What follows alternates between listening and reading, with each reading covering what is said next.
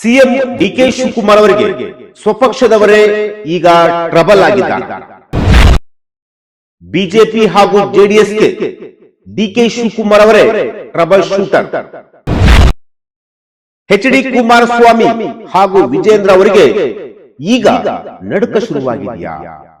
ನಮಸ್ಕಾರ ವೀಕ್ಷಕರೇ, supreme TV ನ್ಯೂಸ್ಗೆ ಸ್ವಾಗತ. ನಾನು ಅಶ್ವಥ್.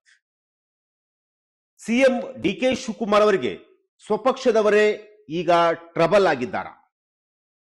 ಬಿಜೆಪಿ ಹಾಗೂ ಜೆಡಿಎಸ್ಗೆ ಡಿಕೆ ಶಿವಕುಮಾರ್ ಅವರೇ trouble shooter. H D Kumaraswamy ಹಾಗೂ ವಿಜೇಂದ್ರ ಅವರಿಗೆ ಈಗ ನಡುಕ ಶುರುವಾಗಿದೆಯಾ? ಎಸ್, ಏನಪ್ಪಾ ಇದು? ಡಿಕೆ ಶಿವಕುಮಾರ್ ಅವರಿಗೆ ಯಾವ ರೀತಿಯಾಗಿ ಸ್ವಪಕ್ಷದವರೇ ಈಗ ಟ್ರಬಲ್ ಆಗ್ತಾ ಇದ್ದಾರೆ ಅಂದ್ಕೊಂಡ್ರ? ಖಂಡಿತವಾಗ್ಲೂ ಇದೆ. ಡಿಕೆ ಶಿವಕುಮಾರ್ ಅವರು ಅಧಿಕಾರವನ್ನ ವಹಿಸಿಕೊಂಡು ಕೇವಲ 3 ದಿನಗಳು ಮಾತ್ರ ಕಳೆದಿರುವಂತಹದ್ದು.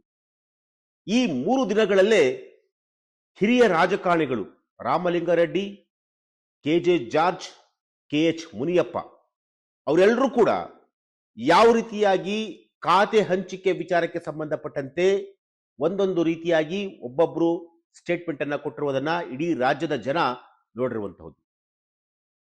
ಇದೇ ಕಾರಣಕ್ಕೋಸ್ಕರನೇ ನಾನು ಡಿ ಕೆ ಶಿವಕುಮಾರ್ ಅವರಿಗೆ ಸ್ವಪಕ್ಷದವರೇ ಈಗ ಟ್ರಬಲ್ ಶೂಟರ್ ಆಗಿರುವಂತಹದ್ದು ಅಂತ ನಾನು ಹೇಳಿದ್ದು. ಅಂದ್ರೆ ಇನ್ನು 2 ವರ್ಷಗಳ ಕಾಲ ಇದೆ.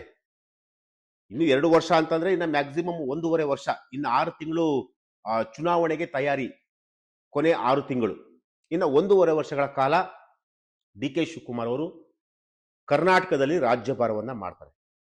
ಈ ರಾಜ್ಯಭಾರವನ್ನ ಮಾಡುವಂತಹ ಸಂದರ್ಭದಲ್ಲಿ ಡಿ ಕೆ ಶಿವಕುಮಾರ್ ಅವರಿಗೆ ಬೇರೆ ಯಾರು ಅಲ್ಲರಿ ಆಪೋಸಿಟ್, ಅವರ ಪಕ್ಷದವರೇ. ಈಗಾಗಲೇ ಅವರ ಪಕ್ಷದವರು ಈಗ ಹೇಗಾದ್ರೂ ಮಾಡಿ ಡಿ ಕೆ ಶಿವಕುಮಾರ್ ಅವರ ಒಂದು ಇಮೇಜ್ ಅನ್ನ ಹಾಳು ಮಾಡಬೇಕು ಅಂತ ಹೇಳಿ ಒಂದಷ್ಟು ಕಸರತ್ತುಗಳು ಕೂಡ ಈಗ ನಡೆಸ್ತಾ ಇರುವಂತಹದ್ದು. ಯಾರು ಕೂಡ ಡಿ ಕೆ ಶಿವಕುಮಾರ್ ಅವ್ರನ್ನ ಅಷ್ಟು ಈಸಿಯಾಗಿ ಒಪ್ಕೊಂತಿಲ್ಲ ಅವರ ಪಕ್ಷದವರು.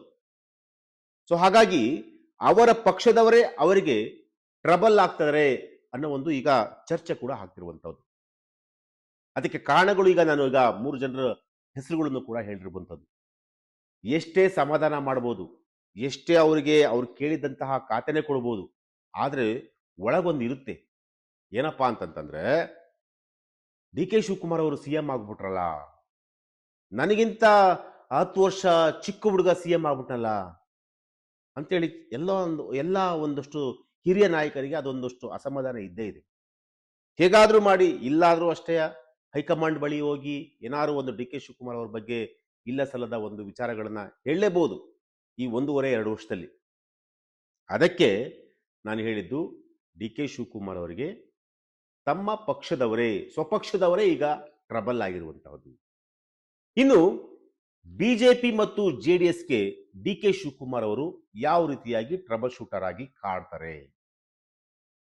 ನೀವು ನಂಬಲ್ಲ ರೀ, ಡಿ ಕೆ ಶಿವಕುಮಾರ್ ಅವರು ಸಿಎಂ ಆಗಿರುವಂತಹದ್ದು ವಿಜಯೇಂದ್ರ ಅವ್ರಿಗೂ ಕೂಡ ಬಹಳ ಕಷ್ಟ ಆಗಿರುವಂತಹದ್ದು. ಎಚ್ ಡಿ ಕುಮಾರಸ್ವಾಮಿ ಅವ್ರಿಗಂತೂ ಬಿಡಿ, ಹೇಳಲೇಬಾರ್ದು. ಯಾಕೆಂತಂದ್ರೆ ರಾಜ್ಯದಲ್ಲಿ ಒಬ್ಬ ಒಕ್ಕಲಿಗ ನಾಯಕ ಬೆಳೆದು ಬಿಡ್ತಾನೆ ಅನ್ನೋದು ಈಗ ದೇವೇಗೌಡರ ಕುಟುಂಬಕ್ಕೆ ಈಗ ಎಲ್ಲ ಒಂದ್ ಕಡೆ ಒಂದ್ ಸ್ವಲ್ಪ ಭಯ ಕೂಡ ಶುರುವಾಗಿರುವಂತಹದ್ದು ಡಿ ಕೆ ಶಿವಕುಮಾರ್ ಅವರು ಸಿಎಂ ಆಗಿರುವಂಥದ್ದು. ಯಾಕೆಂದ್ರೆ ಡಿ ಕೆ ಶಿವಕುಮಾರ್ ಅವರ ಸಿದ್ಧಾಂತ, ಡಿ ಕೆ ಶಿವಕುಮಾರ್ ಅವರ ಒಂದು ವರ್ಕ್ ಸ್ಟೈಲೇ ಬೇರೆ ತರ ಇರುತ್ತೆ. ಅವರನ್ನು ಯಾವಾಗ ಏನು ಬೇಕಾದ್ರೂ ಮಾಡುವಷ್ಟು ಕೆಪಾಸಿಟಿ ಅವರಿಗೆ, ಆ ಒಂದು ಮೂಡ್ಗೆ ಹೊರಟೋಗ್ಬಿಡ್ತಾರೆ ಡಿ ಕೆ ಶಿವಕುಮಾರ್ ಅವರು. ಸೊ ಹಾಗಾಗಿ ಎಲ್ಲ ಒಂದ್ ಕಡೆ ಈಗ ಕುಮಾರಸ್ವಾಮಿ ಅವರಿಗೆ, ದೇವೇಗೌಡರಿಗೆ ಎಲ್ಲ ಒಂದ್ ಕಡೆ ಒಕ್ಕಲಿಗ ನಾಯಕ ಅಂತ ಹೇಳಿ ಈಗ ದೇವೇಗೌಡರು, ಅದರಲ್ಲಿ 2 ಮಾತಿಲ್ಲ. ದೇವೇಗೌಡರ ಬಗ್ಗೆ ನನಗೆ ಅಪಾರವಾದ ಗೌರವ ಇದೆ. ಇಡೀ ರಾಜ್ಯದ ಜನ ಮೆಚ್ಚುವಂತಹ ಒಬ್ಬ ಮಾಜಿ ಪ್ರಧಾನಿಗಳು, ಮಣ್ಣಿನ ಮಗ ಕೂಡ ಅವರು, ನಮ್ಮ ಕರ್ನಾಟಕದ ಕೀರ್ತಿ ಕೂಡ ಅವರು, ಅದರಲ್ಲಿ 2 ಮಾತಿಲ್ಲ. ಆದ್ರೆ ಈ ಒಂದು ಸಂದರ್ಭದಲ್ಲಿ ಡಿ ಕೆ ಶಿವಕುಮಾರ್ ಅವರು ಸಿಎಂ ಆಗಿರುವಂತಹ ಸಂದರ್ಭದಲ್ಲಿ ಅದನ್ನು ಯಾವ ರೀತಿಯಾಗಿ ಅದನ್ನ ಅಕ್ಸೆಪ್ಟ್ ಮಾಡ್ಕೊಳ್ಳೋಕ್ಕೆ ದೇವೇಗೌಡರು ಮನಸ್ಸೊಪ್ಪುತ್ತೆ, ಕುಮಾರಸ್ವಾಮಿ ಅವರ ಮನಸ್ಸೊಪ್ಪುತ್ತೆ? ಖಂಡಿತ ಒಪ್ಪಲ್ಲ. ಸೊ ಹಾಗಾಗಿ ಬಿಜೆಪಿ ಮತ್ತು ಜೆಡಿಎಸ್ಗೆ ಡಿ ಕೆ ಶಿವಕುಮಾರ್ ಅವರೇ ಟ್ರಬಲ್ ಶೂಟರ್ ಆಗಿರುವಂತಹದ್ದು. ಮುಂಬರುವಂತಹ ಒಂದು 2028ರ ಚುನಾವಣೆ ಇದೆಯಲ್ಲ, ಆ ಚುನಾವಣೆಯಲ್ಲಿ ಡಿ ಕೆ ಶಿವಕುಮಾರ್ ಅವರು ಈಗ ಏನು ಸಿಎಂ ಆಗಿದ್ದಾರೆ, ಸಿಎಂ ಬೇಕೇ ಬೇಕು ಅಂತೇಳಿ ಹೈಕಮಾಂಡ್ ಹತ್ರ ಹೋಗಿ ಹೋಗಿ ಹೋಗಿ ಹೋಗಿ ಕೊನೆಗೂ ಸಿಎಂ ಪಟ್ಟವನ್ನ ಅಲಂಕರಿಸಿದಿರಲ್ಲ, ಅದೆಲ್ಲ ಮುಖ್ಯ. ಈಗ 2028ರ ಚುನಾವಣೆ ಮುಖ್ಯ. 2028ರ ಚುನಾವಣೆ ಇದೆಯಲ್ಲ, ಆ ಚುನಾವಣೆಯನ್ನ ಡಿ ಕೆ ಶಿವಕುಮಾರ್ ಅವರು ಸಮರ್ಥವಾಗಿ ನಿಭಾಯಿಸಬೇಕು. ಈಗಾಗಲೇ ಸಿದ್ದರಾಮಯ್ಯ ಅವರು ಯಾವ ರೀತಿಯಾಗಿ ಮುಂದೆ ಸ್ಟ್ಯಾಂಡ್ ಅನ್ನ ತೆಗೆದುಕೊಳ್ತಾರೋ ಗೊತ್ತಿಲ್ಲ. ಇನ್ನ ಹಿರಿಯ ಸಚಿವರುಗಳು ಡಿ ಕೆ ಶಿವಕುಮಾರ್ ಅವರ ಜೊತೆ ಇರ್ತಾರೋ ಇರಲ್ವೋ ಅದು ಕೂಡ ಗೊತ್ತಿಲ್ಲ. ಆದ್ರೆ 2028ಕ್ಕೆ ಡಿ ಕೆ ಶಿವಕುಮಾರ್ ಅವರು ಏಕಾಂಗಿಯಾಗಿ ಹೋರಾಟವನ್ನ ಮಾಡಲೇಬೇಕಾಗುತ್ತೆ. ಸೊ ಅದಕ್ಕೆ ಈಗ ಯಾವ ರೀತಿಯಾಗಿ ಸಿದ್ಧತೆಯನ್ನ ಮಾಡ್ಕೊಳ್ಬೇಕೋ ಅದೆಲ್ಲವನ್ನು ಕೂಡ ಈಗ ಡಿ ಕೆ ಶಿವಕುಮಾರ್ ಅವರು ಮಾಡ್ಕೊಳ್ತಾ ಇದ್ದಾರೆ. ನೀವು ನಂಬಲ್ಲ, ಬಂದ ತಕ್ಷಣ ಅಧಿಕಾರವನ್ನ ವಹಿಸಿಕೊಂಡ ದಿನವೇ ಒಂದು ಘೋಷಣೆಯನ್ನ ಮಾಡಿದ್ರು. ಏನಪ್ಪಾ ಅಂತಂತಂದ್ರೆ ವಿದ್ಯಾರ್ಥಿಗಳಿಗೆ ಉಚಿತ ಪಾಸ್ ಅಂತ ಹೇಳಿ ಘೋಷಣೆ ಮಾಡಿದ್ರು. ಅವ್ರ ಸ್ಟ್ರಾಟಜಿ ಏನು ಗೊತ್ತಾ? ಯುವ ಪಡೆಯನ್ನ ಕಟ್ಟುವಂತಹ ಒಂದು ಸ್ಟ್ರಾಟಜಿ. ಅಂದ್ರೆ ಯುವಕರನ್ನ ಒಗ್ಗೂಡಿಸುವಂತಹ ಒಂದು ಕೆಲಸವನ್ನ ಡಿ ಕೆ ಶಿವಕುಮಾರ್ ಅವರು ಮಾಡ್ತಿರುವಂತಹದ್ದು. ತಮಿಳುನಾಡಿನಲ್ಲಿ ವಿಜಯ್ ಅವರು ಯಾವ ರೀತಿಯಾಗಿ ಅಭಿಮಾನಿಗಳನ್ನ ಹೊರತುಪಡಿಸಿ ಮಹಿಳೆಯರನ್ನ ಆಕರ್ಷಣೆಯನ್ನ ಮಾಡಿದ್ರು, ಯುವಕರನ್ನ ಆಕರ್ಷಣೆಯನ್ನ ಮಾಡಿದ್ರು, ಅದೇ ರೀತಿಯಾಗಿ ಅದೇ ಮಾದರಿಯಲ್ಲಿ ಡಿ ಕೆ ಶಿವಕುಮಾರ್ ಅವರು ಈ ಒಂದು ಸ್ಟ್ರಾಟಜಿಯನ್ನ ಮಾಡಿರುವಂತಹದ್ದು. ಬಂದ ತಕ್ಷಣ ಅವರು ವಿದ್ಯಾರ್ಥಿಗಳಿಗೆಲ್ಲರಿಗೂ ಕೂಡ ಉಚಿತ ಪಾಸ್ ಅಂತೇಳಿ ಘೋಷಣೆ ಮಾಡಿದ್ರು. ಆ ಘೋಷಣೆಯನ್ನ ಮಾಡಿದಂತಹ ಸಂದರ್ಭದಲ್ಲಿ ಇಡೀ ವಿದ್ಯಾರ್ಥಿಗಳ ಸಮೂಹ ಜೊತೆಗೆ ಯುವ ಸಮೂಹ ಡಿ ಕೆ ಶಿವಕುಮಾರ್ ಅವರ ಜೊತೆ ಈಗ ನಿಂತಿದೆ. ಇದು 2028ಕ್ಕೆ ಡಿ ಕೆ ಶಿವಕುಮಾರ್ ಅವರಿಗೆ ಪ್ಲಸ್ ಆಗುತ್ತೆ, ಮೈನಸ್ ಅಂತೂ ಆಗಲ್ಲ.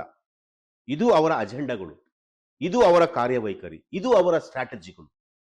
ಇದು ಎಚ್ ಡಿ ಕುಮಾರಸ್ವಾಮಿ ಹಾಗೂ ವಿಜಯೇಂದ್ರ ಅವರಿಗೆ ತಲೆನೋವಾಗಿರುವಂತಹದ್ದು. ಎಚ್ ಡಿ ಕುಮಾರಸ್ವಾಮಿ ವಿಜಯೇಂದ್ರ ಮಾತ್ರ ಅಲ್ಲ, ಇವನ್ ಅಮಿತ್ ಶಾ, ಪ್ರಧಾನಿ ನರೇಂದ್ರ ಮೋದಿ ಅವರು ಕೂಡ ಡಿ ಕೆ ಶಿವಕುಮಾರ್ ಅವರು ಸಿಎಂ ಆಗಿರುವಂತಹದ್ದು ಎಲ್ಲ ಒಂದ್ ಕಡೆ ರಾಜ್ಯದಲ್ಲಿ ಕಂಪ್ಲೀಟ್ ಆಗಿ ಬಿಜೆಪಿ ನಶಿಸಿ ಹೋಗ್ಬಿಡುತ್ತೆ ಅನ್ನೋ ಒಂದು ಭಯ ಕೂಡ ಶುರುವಾಗಿರುವಂತಹದ್ದು.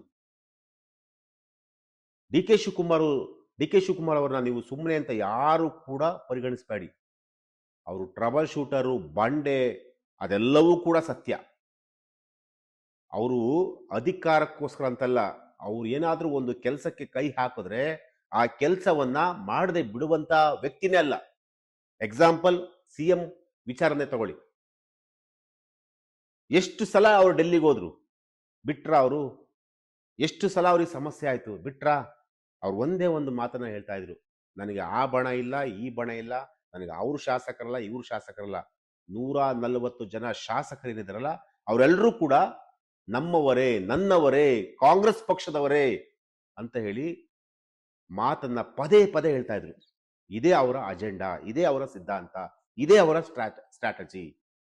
ಎಲ್ಲೂ ಕೂಡ ನಾನು ಸಿದ್ದರಾಮಯ್ಯ ಅವರ ಬಣ, ಡಿ ಕೆ ಶಿವಕುಮಾರ್ ಅವರ ಬಣ, ನಾನು ಅವ್ರ ಬಣ, ಇವ್ರ ಬಣ ಅಂತೇಳಿ ಯಾರನ್ನು ಕೂಡ ಅವರು ಭೇದ ಭಾವ ಮಾಡುವಂತ ಒಂದು ಕೆಲಸವನ್ನ ಮಾಡಲಿಲ್ಲ. ಅವರು ಒಂದೇ ಒಂದು ಸಿದ್ಧಾಂತ ಏನಪ್ಪಾ ಅಂತಂದ್ರೆ, ಅವ್ರು ಒಂದೇ ಒಂದು ವಾಕ್ಯ ಏನಪ್ಪಾ ಅಂದ್ರೆ, ಎಲ್ಲರೂ ಕೂಡ ನಮ್ಮವರೇ ಅನ್ನೋ ಒಂದು ಅರ್ಥದಲ್ಲಿ ಅವರು ಸ್ಟೇಟ್ಮೆಂಟ್ ಅನ್ನ ಕೊಡ್ಕೊಂಡ್ ಬಂದ್ರು. ಅದು ಅವರಿಗೆ ಪ್ಲಸ್ ಆಗಿರುವಂತದ್ದು. ಇನ್ನು 2028ರ ಚುನಾವಣೆಯಲ್ಲೂ ಕೂಡ ಯಾವ ರೀತಿಯಾಗಿ ಡಿ ಕೆ ಶಿವಕುಮಾರ್ ಅವರಿಗೆ ಪ್ಲಸ್ ಆಗುತ್ತೆ ಅಂತಂದ್ರೆ, ಪ್ರತಿ ಜಿಲ್ಲೆಯಲ್ಲೂ ಕೂಡ, ಪ್ರತಿ ತಾಲೂಕಲ್ಲೂ ಕೂಡ, ಪ್ರತಿ ಹೋಬಳಿಯಲ್ಲೂ ಕೂಡ ಯುವ ಪಡೆಯನ್ನ ಕಟ್ಟಲಿಕ್ಕೆ ಡಿ ಕೆ ಶಿವಕುಮಾರ್ ಅವರು ಹೊರಟಿರುವಂತಹದ್ದು. ಡಿ ಕೆ ಶಿವಕುಮಾರ್ ಅವರ ಒಂದು ಡೇರಿಂಗ್ ಇದೆಯಲ್ಲ, ಅದು ಮೆಚ್ಚಬೇಕಾದಂತೆ. ಯಾವೊಂದು ಡೇರಿಂಗ್ಗೆ ಇವತ್ತು ಕುಮಾರಸ್ವಾಮಿ ಅವರಿಗೆ, ವಿಜೇಂದ್ರ ಅವರಿಗೆ, ಯಡಿಯೂರಪ್ಪ ಅವರಿಗೆ ಸ್ವಲ್ಪ ಮುಳುವಾಗಿರುವಂಥದ್ದು, ಸಂಕಷ್ಟ ಆಗಿರುವಂಥದ್ದು. ಓ ಏನಪ್ಪ ಡಿ ಕೆ ಶಿವಕುಮಾರ್ ಅವರು ಏನ್ ಮಾಡ್ತಾರಪ್ಪ? ಡಿ ಕೆ ಶಿವಕುಮಾರ್ ಅವರ ಸ್ಟೇಟ್ಮೆಂಟ್ ನೀವು ಅಬ್ಸರ್ವ್ ಮಾಡಿ. ಕೇಸರಿ ಶಾಲಾ ಅಂತಹ ಒಂದು ವಿಚಾರಕ್ಕೆ ಸಂಬಂಧಪಟ್ಟಂತವರು ಕೂಡ, ಹಿಂದುತ್ವದ ವಿಚಾರಕ್ಕೆ ಸಂಬಂಧಪಟ್ಟಂತಲೂ ಕೂಡ ಬಹಳ ಸೂಕ್ಷ್ಮವಾಗಿ ಅವರು ಸ್ಟೇಟ್ಮೆಂಟ್ ಅನ್ನು ಕೊಡ್ತಾರೆ.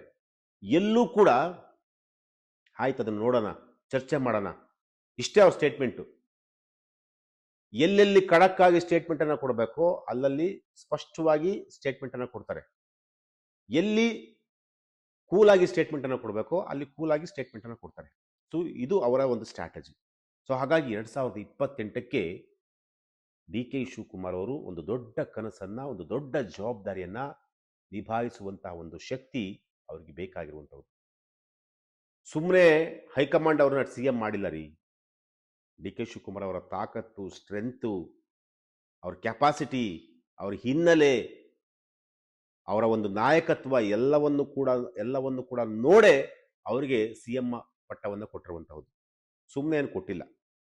ಸೊ ಹಾಗಾಗಿ 2028ಕ್ಕೆ ಡಿ ಕೆ ಶಿವಕುಮಾರ್ ಅವರ ಒಂದು ಟ್ರಬಲ್ ನಡೆ ಅಥವಾ ಅವರ ಒಂದು ಹೆಜ್ಜೆ ಏನಿದೆಯಲ್ಲ, ಅದು ಕುಮಾರಸ್ವಾಮಿ ಹಾಗೂ ವಿಜಯೇಂದ್ರ ಅವರಿಗೆ ನಡುಕ ಶುರುವಾಗಿರುವಂತಹದ್ದು. ಖಂಡಿತವಾಗ್ಲೂ ಅವರ ಫೋರ್ಸ್ ಏನಾದರೂ ಇದೇ ರೀತಿಯಾಗಿ ಮುಂದುವರಿತು ಡಿ ಕೆ ಶಿವಕುಮಾರ್ ಅವರು ಅಂತಂತಂದ್ರೆ ಇವರಿಬ್ಬರಿಗೂ ಕೂಡ ಸಂಕಷ್ಟ. ಈಗ 17 ಸೀಟು JDS ಬಂದಿರುವಂತಹದ್ದು, ಬಿಜೆಪಿಗೆ 60ರಿಂದ 50 ಸೀಟ್ ಬಂದಿರುವಂತಹದ್ದು. ಸೊ ಹಾಗಾಗಿ ಮುಂಬರುವಂತಹ ದಿನಗಳಲ್ಲಿ ಏನು ಬೇಕಾದರೂ ಆಗ್ಬೋದು. ಸೊ ಈಗ ಇವರಿಬ್ಬರಿಗೆ ನಡುಕ ಶುರುವಾಗಿರೋದು ಸತ್ಯ, ಅಂದ್ರೆ ಬಿಜೆಪಿ ಮತ್ತು JDSಗೆ. ಇನ್ನು ಸ್ವಪಕ್ಷದವರನ್ನ ಕರೆಕ್ಟಾಗಿ ಡಿ ಕೆ ಶಿವಕುಮಾರ್ ಅವರು ಹ್ಯಾಂಡಲ್ ಮಾಡಿದ್ರೆ ಖಂಡಿತವಾಗ್ಲೂ ಇನ್ನೂ 5 ವರ್ಷಗಳ ಕಾಲ 2028ರ ಅವಧಿ ಏನಿದೆಯಲ್ಲ, ಅದು ಕಾಂಗ್ರೆಸ್ ಪಕ್ಷ ಅಧಿಕಾರಕ್ಕೆ ಬಂದೇ ಬರುತ್ತೆ. ಅದಾದ ನಂತರ ಇನ್ನೂ 5 ವರ್ಷ ಡಿ ಕೆ ಶಿವಕುಮಾರ್ ಅವರ CM ಆಗಿರ್ತಾರೆ, ಒಂದು ವೇಳೆ ಹೈಕಮಾಂಡ್ ಒಪ್ಪಿಗೆ ಕೊಟ್ಟರೆ. ಸೊ ಈಗ ಸದ್ಯಕ್ಕೇನಪ್ಪ ಅಂತಂದ್ರೆ ಬಿಜೆಪಿ ಹಾಗೂ JDS ಆ ಪಕ್ಷದ ಉಳಿವಿನ ಪ್ರಶ್ನೆ ಆಗಿರುವಂತಹದ್ದು. ಡಿ ಕೆ ಶಿವಕುಮಾರ್ ಅವ್ರನ್ನ ಕಟ್ಟಾಕ್ತಾರ, ಡಿ ಕೆ ಶಿವಕುಮಾರ್ ಅವ್ರನ್ನ ಕಟ್ಟಾಕೋದಕ್ಕೆ ಅವ್ರು ಏನು ಪ್ಲಾನ್ ಮಾಡಬೇಕು, ಏನು ಪ್ಲಾನ್ ಮಾಡ್ತಾರೆ ಗೊತ್ತಿಲ್ಲ. ಆದರೆ 2028ರ ಒಂದು ಚುನಾವಣೆ ಇದೆಯಲ್ಲ, ಅದು ಬಹಳ ರೋಚಕವಾಗಿರುತ್ತೆ. ಅದು ಎಷ್ಟರ ಮಟ್ಟಿಗೆ ಇರುತ್ತೆ ಅಂತಂದ್ರೆ 3 ಪಕ್ಷದವರು, JDS, ಬಿಜೆಪಿ, ಕಾಂಗ್ರೆಸ್, 3 ಪಕ್ಷದವರು ಕೂಡ ಆ ಒಂದು ಚುನಾವಣೆಯನ್ನು ಫೇಸ್ ಮಾಡಬೇಕಾದ್ರೆ ಅವರದೇ ಆದಂಥ ಒಂದು ಸಿದ್ಧಾಂತ, ಅವರದೇ ಆದಂಥ ಒಂದು ಸ್ಟ್ರಾಟಜಿಯನ್ನು ಇಟ್ಕೊಂಡು ಜನರ ಮುಂದೆ ಬರ್ತಾರೆ. ಸೊ ಆ ಒಂದು ಚುನಾವಣೆ ಬಹಳ ಮಹತ್ವದ ಚುನಾವಣೆ ಅಂದ್ರೂ ಕೂಡ ತಪ್ಪಾಲಿಕ್ಕಿಲ್ಲ. ಎಸ್, ಇದು ಇವತ್ತಿನ ಒಂದು ವಿಚಾರ. ನಾಳೆ ಮತ್ತೊಂದು ವಿಚಾರದೊಂದಿಗೆ ನಾನು ನಿಮ್ಮನ್ನ ಭೇಟಿ ಆಗ್ತೀನಿ. ನಿರಂತರ ಸುದ್ದಿಗಾಗಿ ನೋಡ್ತಾ ಇರಿ Supreme TV news. Thank you.